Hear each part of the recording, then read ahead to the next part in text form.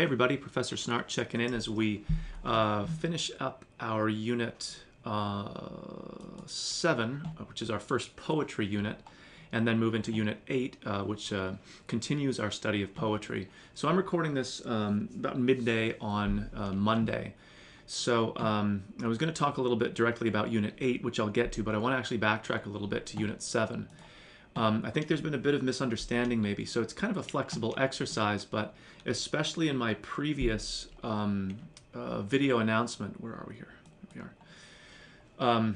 I think I made it relatively clear that what we were doing for this Padlet exercise here is looking for poetry in the world, but not in just this really generic sense of everything is poetic, or there's beautiful things and poetic things are beautiful, or beautiful things are poetic. So there's lots of really interesting posts on the Padlet, but I would point to some of these, like this one that looks at this sort of a plaque thing, I think is what the author called it, or maybe it was just a posting here, where there's actually some poetry, right, that's included as part of that public thing. And so a few other folks then posted videos, which is actually cool, and then some pictures of things, and declared them poetic, but that's not really what we're talking about here. You can say they're poetic because they're beautiful or amazing or whatever, but that's sort of taking it too broad, like what doesn't become poetry. Again, we're still focused on poetry as a use of language or text, and that's why I would point to some of the ones that are actually still linguistic. They're still language that we really want to do. There's another one that maybe I can capture just the edge of, unfortunately. Down here, and this is maybe the plaque one, that Dan is pointing to, that's actually poetry. It happens to be in his home, but it's still sort of on like a public display. It's not something that's just closed up in a book, and it's not something that's just sort of metaphorically poetic or important. So I would invite folks who've posted, even if you've done a cool thing like the video, to revisit the assignment, maybe rewatch that earlier announcement from Unit 7.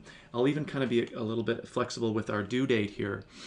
So you may be able to catch up by reposting something, because we still want to look for something poetic that's actually using language. And again, I would point to some of these other examples, like the one from Dan, the one from Sabrina, it looks like, that are poetry, again, more in the traditional sense of, right, lines of poetry, but not maybe in places that we would normally look to find them, like in a book of poetry. So I would invite you to think again in terms of like language or text that's out in the world in the form of advertising. Look at greeting cards, right? They often, because like I said before, poetry is where we turn to mark those big, important public or private moments. It's funny that poetry as a thing is not something that most people either read or write actively, and yet it's exactly where we go when there's this major moment that we want to mark. So that's kind of what we're looking for. Here's a good one by Heather as well, that the use of more like language-based poetry that I think is sort of what we're looking for here, rather than just that much more metaphorical sense of poetry that I think other people have turned to. So again, if you didn't quite do the language thing, I'm going to invite you to please repost something. You don't have to delete your old one unless you want to. That focuses more on the use of language in the world, since that's really fundamentally what we're looking at, especially for a class like ours. Again, I'll be a little bit lenient with the due date if you've already posted and you're having to come back and maybe redo the assignment. So I get that it's flexible and a little bit outside the box, but I think it's relatively clear from the instructions, and especially from the earlier assignment, or earlier announcement, I should say, the video announcement, that we still want to work in language here, not just a really metaphorical, abstract sense of poetry. Okay, so really quickly then looking at Unit 8. Unit 8 I think is a fun one because it has us looking at a very traditional form, the sonnet, taking us back to Shakespeare, famous, right, for sonnets, looking at a couple of slightly more contemporary authors writing in the sonnet form, and then looking at a very contemporary one also writing and sort of like poking fun a little bit at the sonnet form. We'll see here that there's actually a lot of variability for as many rules as we think are associated with the sonnet that are outlined here in this PowerPoint thing that you have to open. There's actually a lot of flexibility. So if we go back to Shakespeare, he tends to follow the rules because he kind of invented the rules for that type of sonnet. But the Wordsworth, the Browning, the Malay, you'll see that they play with a lot of the rules, and there's certain ones that tend to be consistent, like the number of lines is 14, for example. But you'll notice that there's variation with rhyme scheme, with the meter. This sonnet, called sonnet by the contemporary poet Billy Collins, is the Petrarchan or Italian sonnet, which is a little different than the Shakespearean one. But even that doesn't necessarily come across as this really formulaic or kind of rule-driven thing. So I think it's fun for us to experience the sonnet right as a thing to study.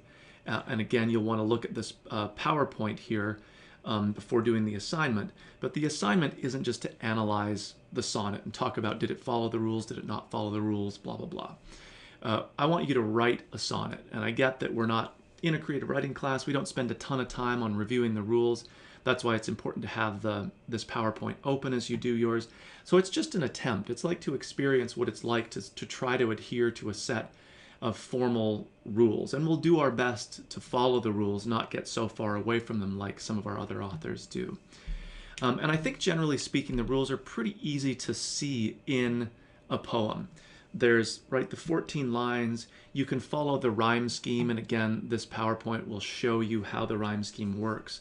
Kind of how the groups of lines work. I think the trickiest part is the Iambic pentameter, or the rhythmical device, the metrical device that provides the sort of rhythm or the beat for the poem. And for my money, the best example that I can point to is actually one that we're reading here from Edna St. Vincent Millay, What Lips My Lips Have Kissed and Where and Why. So Iambic pentameter means that there's basically 5 beats or 5 stresses throughout the line. Some people learn it by counting syllables, and I've never found that works very well. I find it much easier to just sort of count in a rhythmical way. And I'll show you a heightened version here, but the ideal, and this is the Edna St. Vincent Millay poem, the idea is that it has the metrical kind of rhythm to it, but it doesn't sound forced, or you don't have to mispronounce words to make them fit into the rhyme scheme.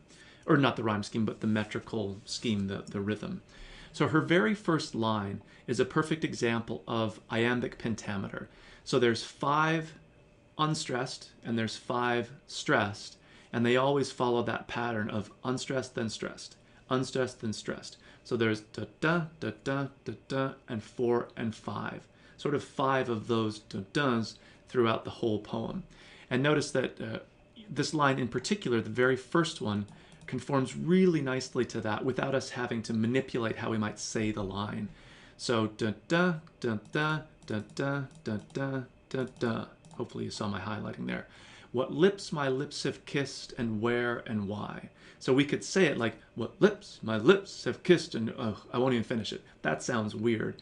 But notice that we can just say the line kind of more or less normally, and it still comes out with that da-da, da-da, da-da, and where and why. And if you count on your fingers, it comes out to 5. So if you get tripped up a little bit in trying to figure out what that iambic pentameter sounds like, then I think this line is a particularly good one for figuring it out. You'll notice that back in our course here, this sonnet form PowerPoint uses the Shakespeare poem that we're reading here, Let Me Not to the Marriage of True Minds.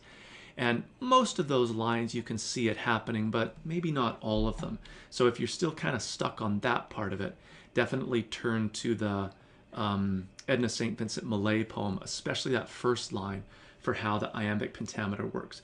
The other rules, like I said, are a little bit clearer to see just visually as far as like what line is supposed to rhyme with what line. By all means, if you have any questions or you're just confused, you can be in touch with me.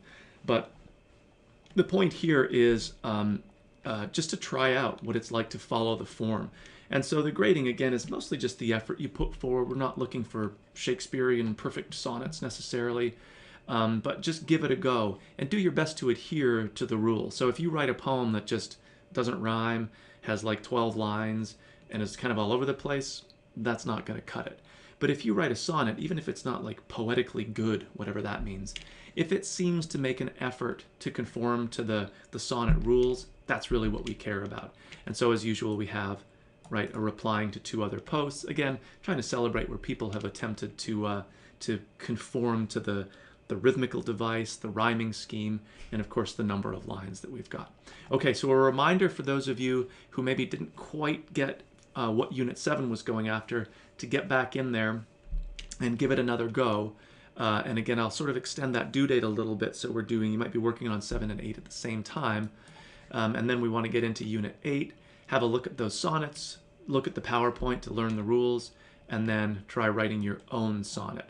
Okay, so I think that's about it. Again, if you have any questions or concerns, be in touch with me, and I will talk with everybody soon.